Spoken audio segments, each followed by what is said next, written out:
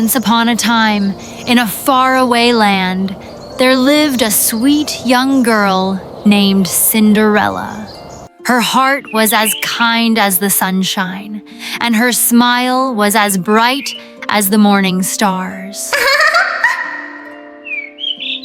But Cinderella's life was not easy. After her father passed away, she was left with her cruel stepmother and two selfish stepsisters. What are you doing sitting there idly? Go and scrub the floors. Make our dresses perfect, Cinderella. You can't even do one thing right. Each day, Cinderella scrubbed the floors, washed the dishes, and mended her stepsisters' dresses. Yet, she never complained. She sang softly to the birds and mice, her only friends, dreaming of a better life. I wish I could be free just for one night. Maybe I could dance just like the princesses in the stories. One bright morning, a royal messenger arrived in the village, blowing a golden trumpet. Hear ye, hear ye. All young ladies are invited to the royal ball at the castle. The prince wishes to find his true love. The stepsisters jumped for joy on hearing the news and argued with each other. I'll be the prince's bride. No, I will. They ran back home and rushed to Cinderella. Fix our dresses, curl our hair, shine our shoes.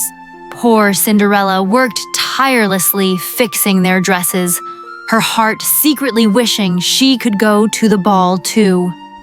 On the day of the royal ball, Cinderella took up courage and went to her stepmother. May I also attend the ball? You? In those rags? Never. Cinderella watched sadly from the window as her stepsisters and other maidens in the village left in their grand dresses. She sat alone by the fireplace, with tears rolling down her eyes. Suddenly, poof! A warm light from the fireplace whirled around Cinderella's head. As she looked around the room, there stood a kind, glowing woman with a sparkling wand. The woman was Cinderella's fairy godmother, and she said softly to her, "Don't cry, dear child. You shall go to the ball." With a flick of her wand, a nearby pumpkin turned into a glittering golden carriage. Two little mice transformed into fine white horses. A worn-out lizard became a smartly dressed coachman. Cinderella was amazed at the transformations. Then she turned to Cinderella. "And you, dear Cinderella?"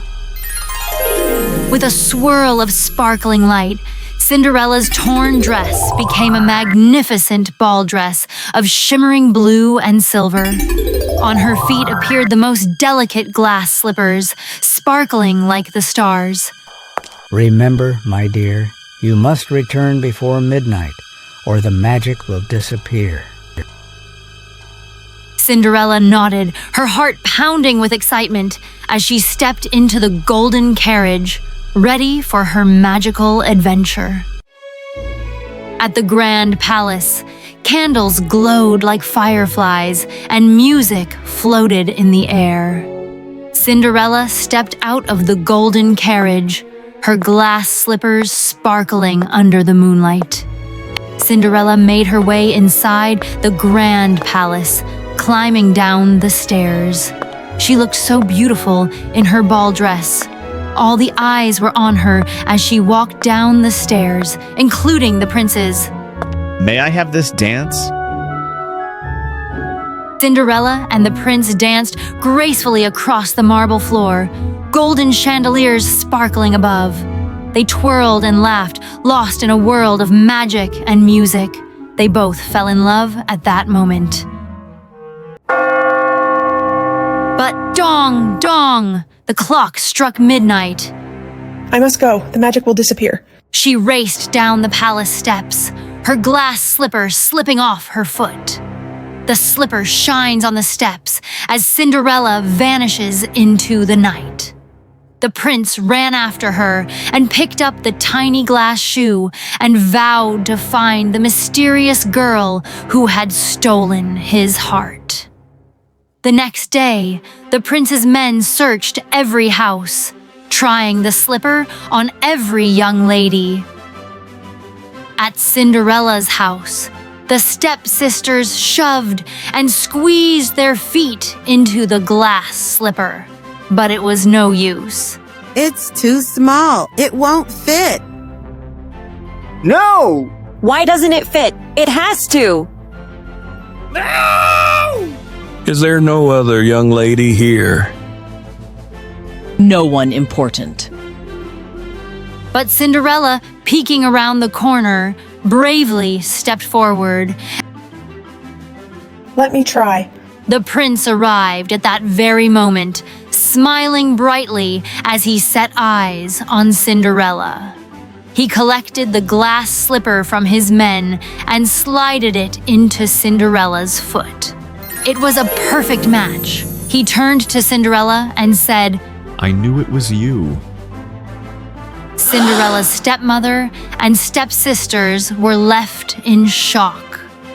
Cinderella was brought to the palace. She and the prince were married in the grandest wedding celebration the kingdom had ever seen, and the kingdom rejoiced in laughter and dancing. Thank you for believing in me. Thank you for being my true love. As the sun set behind the golden castle, Cinderella looked out across her new home, knowing that kindness, hope, and a little magic had made all her dreams come true.